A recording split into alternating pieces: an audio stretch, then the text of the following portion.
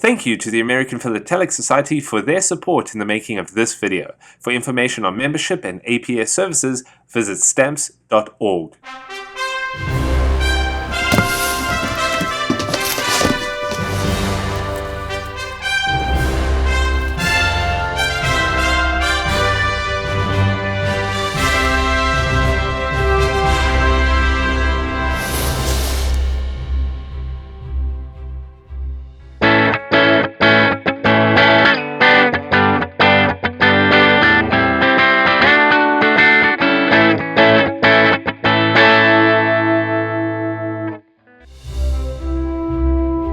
It is a sports stamp, more specifically an Olympic stamp, that we are looking at for episode 19. The colorful image displays two rowers sitting idle, probably before or after a race. And I know that this is an Olympic stamp because we can see in black ink Olympics 1980, which took place in Moscow. In a patriotic red, white and blue, we see USA with 5 stars and a value of 15 cents. This is a used stamp, cancelled with a postmark, but with no date and too few letters to determine a location. While this stamp is celebrating the 1980 Olympics, it was issued in September the previous year in 1979 and measures 40 by 25 millimeters.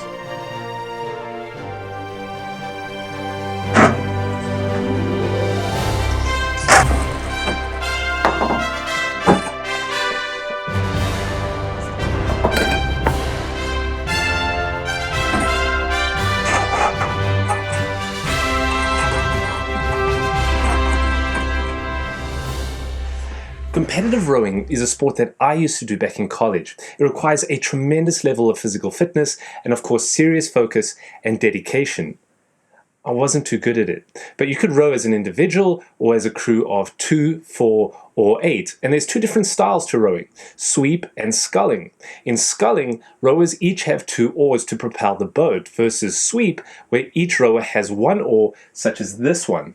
This stamp that I pulled from the box is showing what looks to be a pair or a crew of 2, where each rower has 1 oar, such as the one that I have. This is an old Macon bladed oar that was used pre-1992. Since then, the blade has evolved to have more of a cleaver shape, which you'd be familiar with in today's competitive rowing.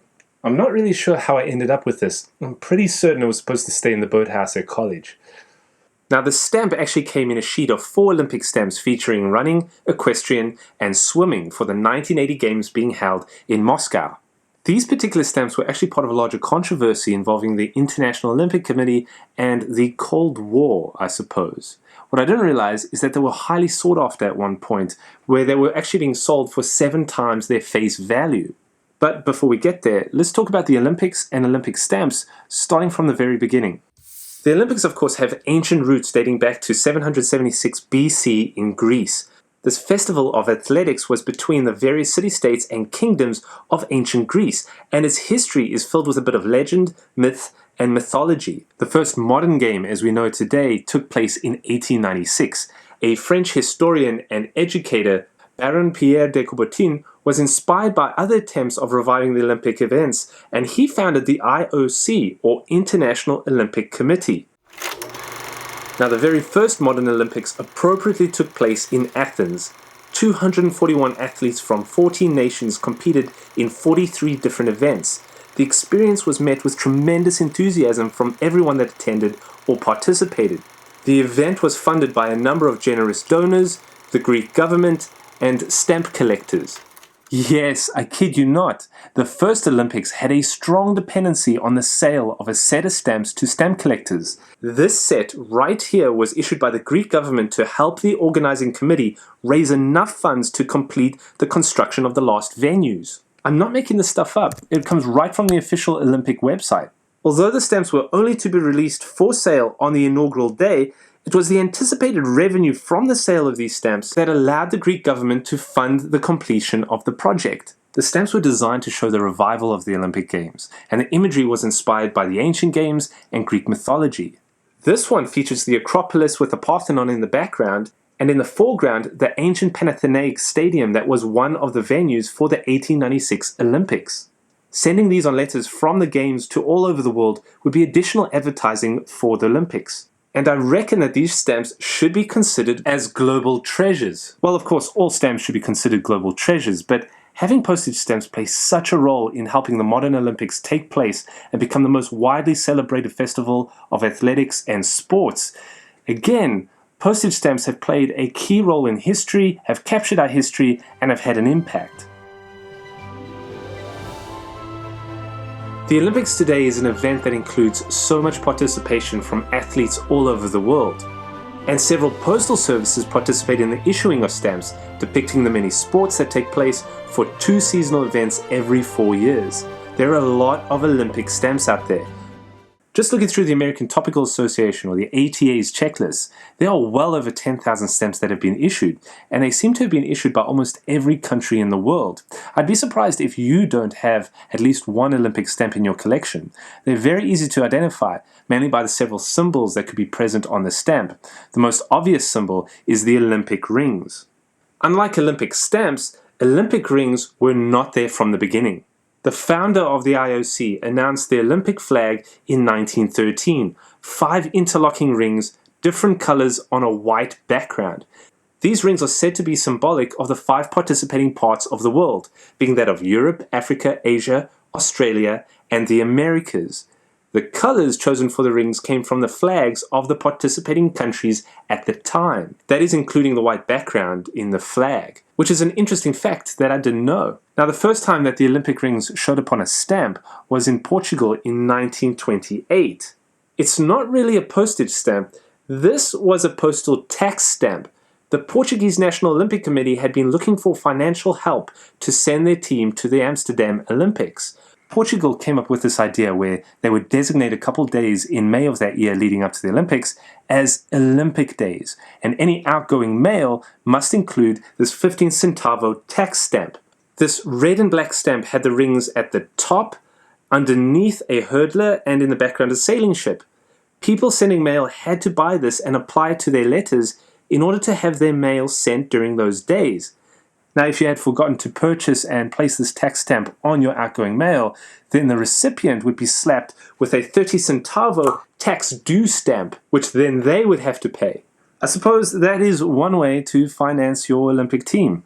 Now, this brings up the licensing of the Olympic rings. The International Olympic Committee didn't have a global copyright over their own rings in place until the 1972 Munich Games.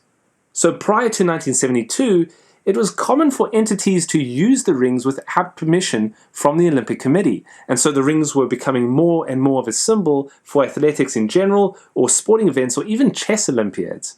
So let me correct myself from earlier. Stamps from 1972 onwards featuring Olympic rings should be Olympic stamps, although I'm sure there are a few exceptions out there, but permissions and a licensing fee would have been required to use them. Prior to 1972, you may find stamps using the rings in other forms or where no permission was asked, such as these from 1969. The South African Games were, of course, not Olympics, but in response to the fact that South Africa was excluded from taking part in the Olympics due to its apartheid laws, South Africa held its own event and used the rings, and actually the torch.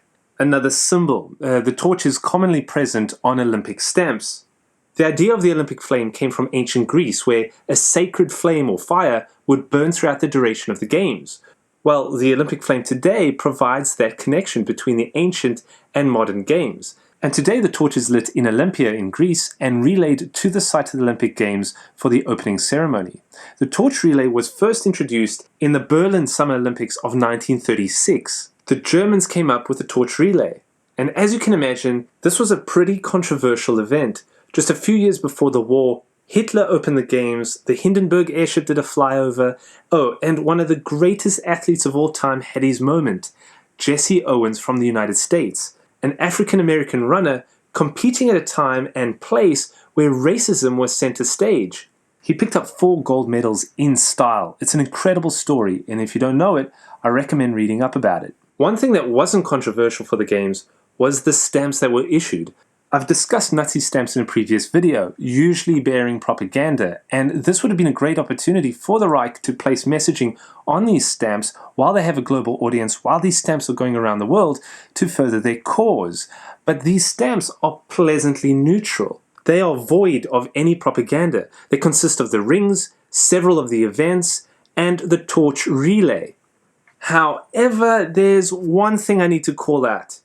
You would never run with a torch at eye level. That's just crazy. This guy probably burnt his eyebrows off and his eyelids. No way. Now, Olympic stamps are interesting to find, look at, and explore when they are released by countries leading up to and during the events for the Summer, Winter, and Special Olympics. Collecting them is a way of participating in the festivities.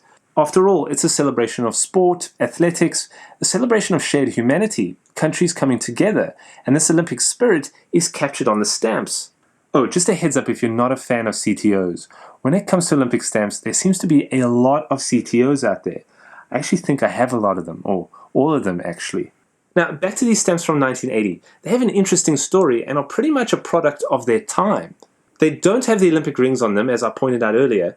A dispute with the International Olympic Committee on the use of the rings caused the USPS to use stars instead. And it is said that the dispute was based on the use of the licensing fee that the US would have had to have paid the International Olympic Committee. The money obtained from the licensing and use of the Olympic rings on the stamps would have been used to help developing nations improve their Olympic programs, therefore fostering a more global participation in the Games with more competitive athletes other than those from the rich countries. Well, that would be a problem for the United States in 1980 because the US would be giving the Olympic Committee money for the use of the rings, and the Olympic Committee could be using that money to support Olympic programs in the Eastern Soviet bloc, therefore supporting Soviet athletes and the Soviet medal count, all on a global competitive stage. I don't know how true that is, but the United States did use the stars again when it came to the Winter Olympics that year. And this was that Olympic Games where the Soviet Union and the United States clashed in what was an epic ice hockey game. Now, of course, postal services may choose to not issue stamps featuring the Olympic rings due to the licensing fee. The United States has skipped several, of course, issuing stamps when a US city is host, or in this case, in 1998, right before the Nagano Olympics, the US issued this stamp featuring an alpine skier. The stamp was intended to honor skiers attending the Games, so this is an Olympic stamp, but there's no rings, so it really isn't. Sorry, I'm sidetracking there. I haven't really discussed the controversy surrounding these 1980 stamps, the stamp I pulled from the box. You see, there's just so many crazy global moments where stamps have captured the incredibly complicated social political landscape at a unique point in time. In this case, the Cold War.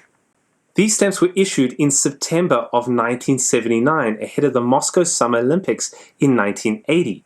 Just a few months later in December, the Soviet Union invades Afghanistan in efforts to keep communist leaders in power.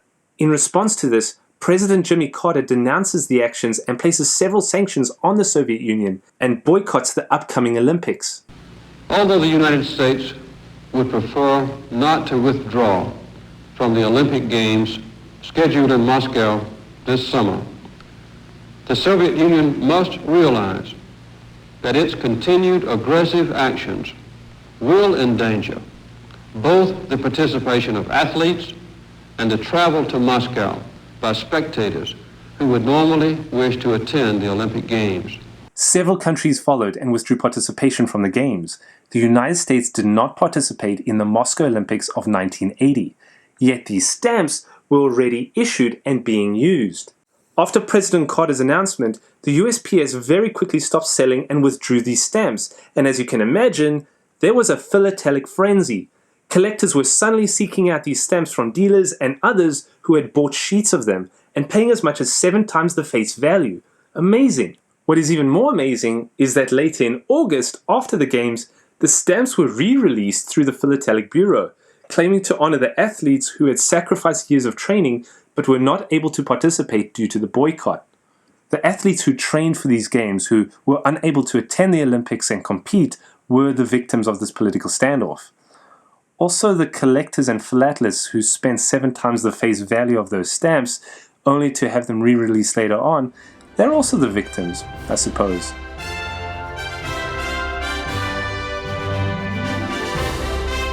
Another stamp, another story. Let me know in the comments if you collect or have Olympic stamps, and do you purchase them when they are released for the upcoming Games? As always, thanks for watching and happy exploring.